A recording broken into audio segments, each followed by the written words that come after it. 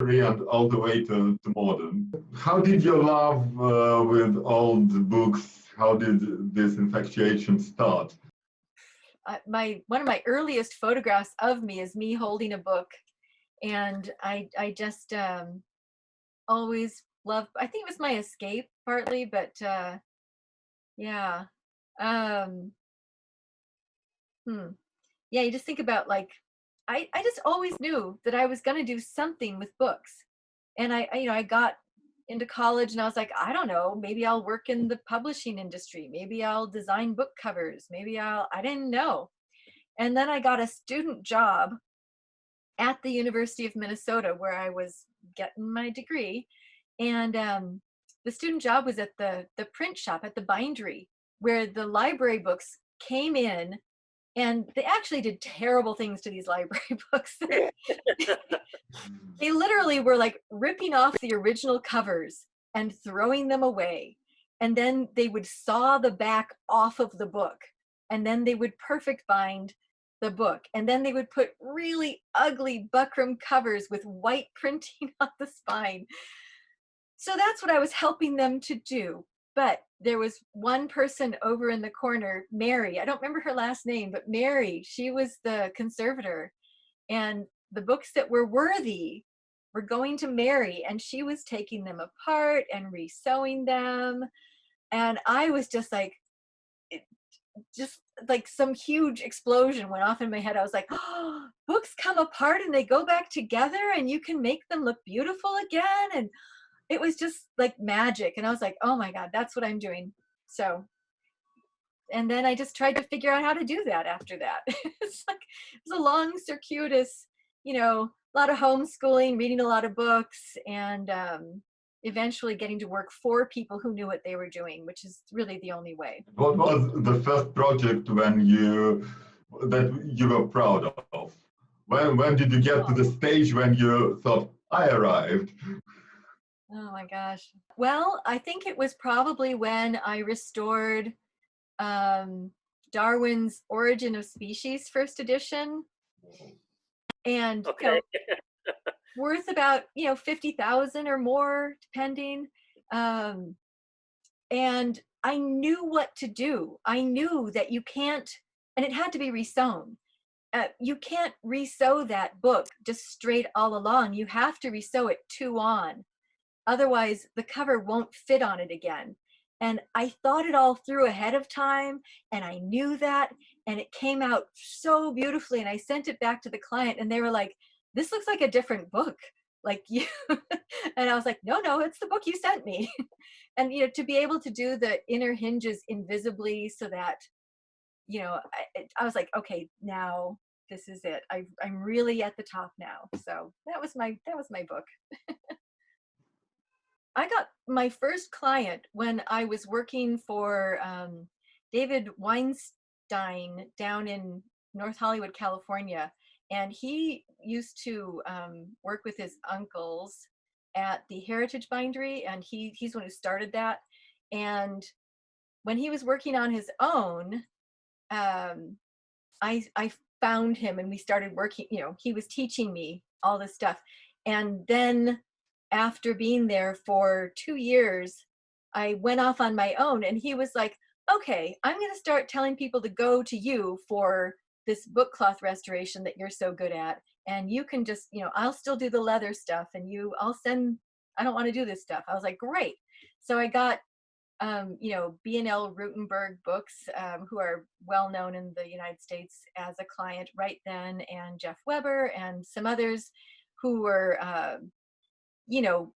big time book dealers, like, who have really nice books. And so that's how it started. And then, it's word of mouth after that, to a certain extent. And then I started working on a lot of, I went to one antique book fair and had a booth.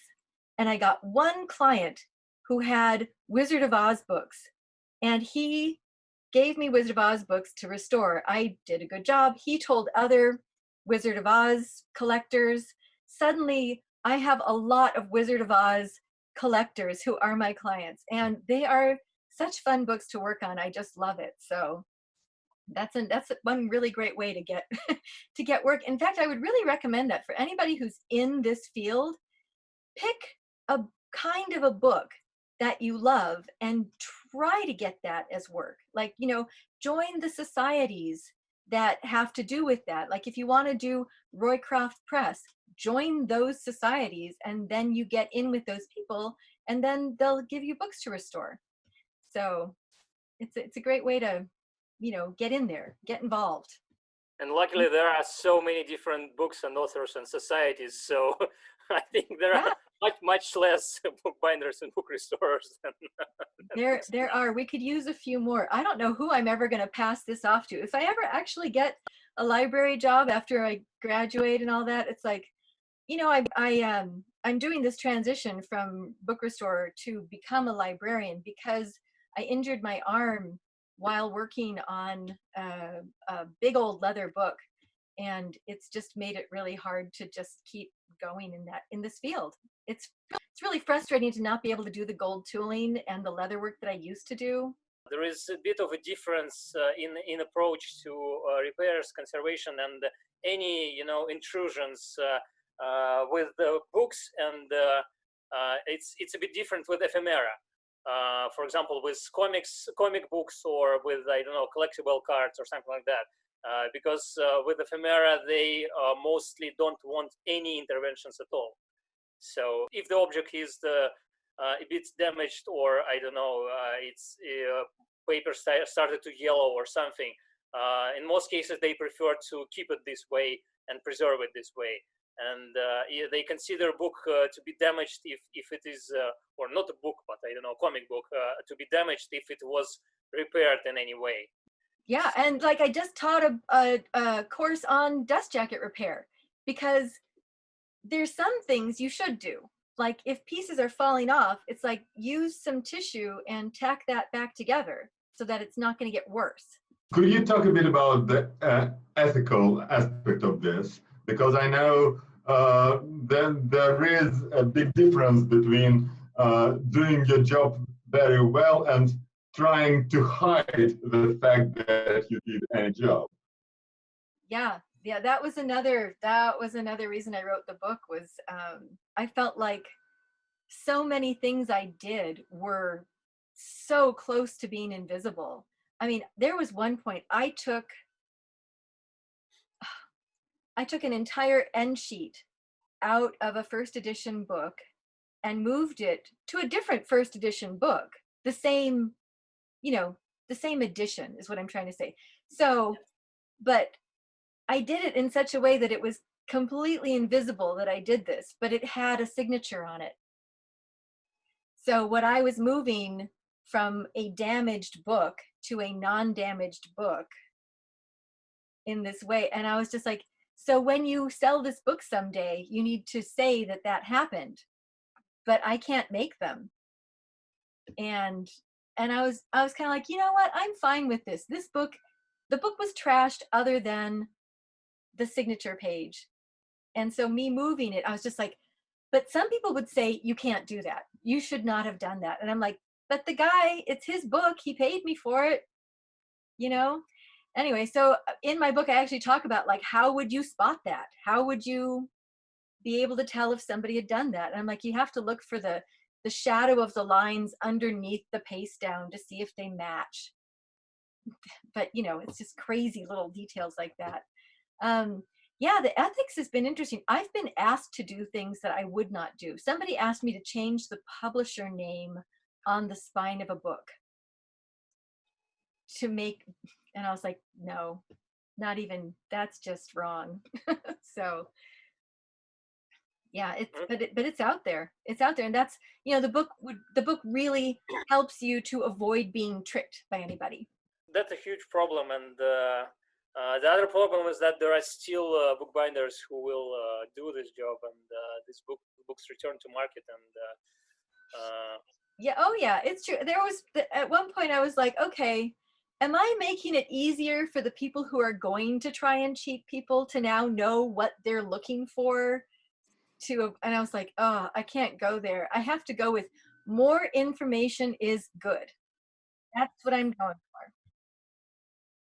If you know what you're looking for, then, you know, be informed, and it'll help you to, you know, avoid disaster by buying a book that you thought had an original signature and then it didn't. So.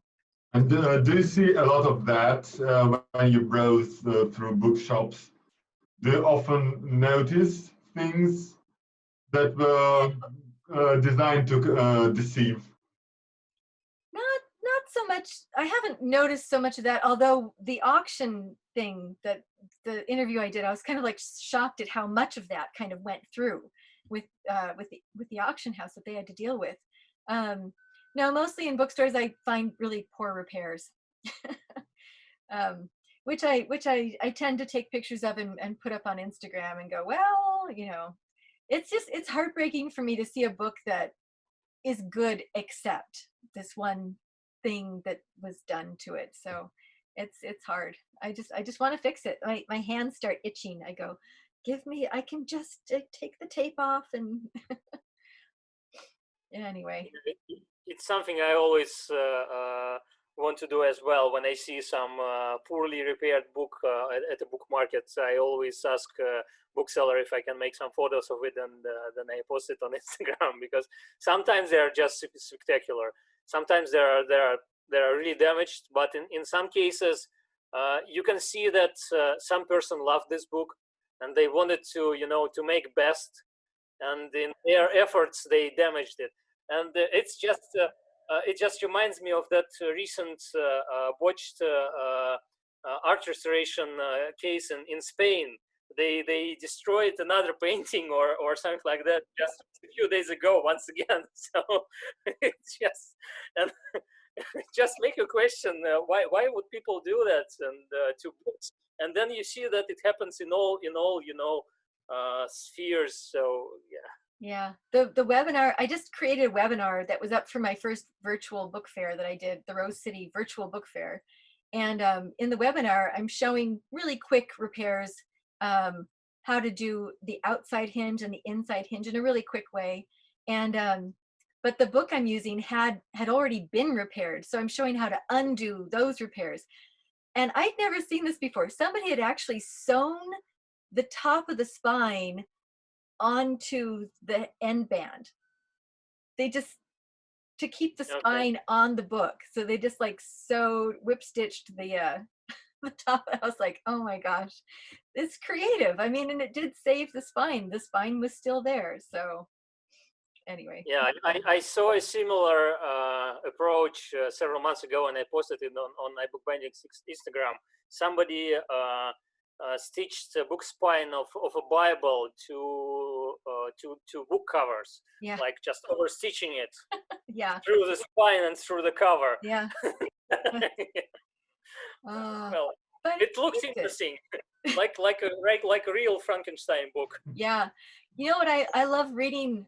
I've read several biographies of people from the 1800s, and, you know, wind up reading that they did book restoration, repair themselves, and, you know, hearing how they talked about that.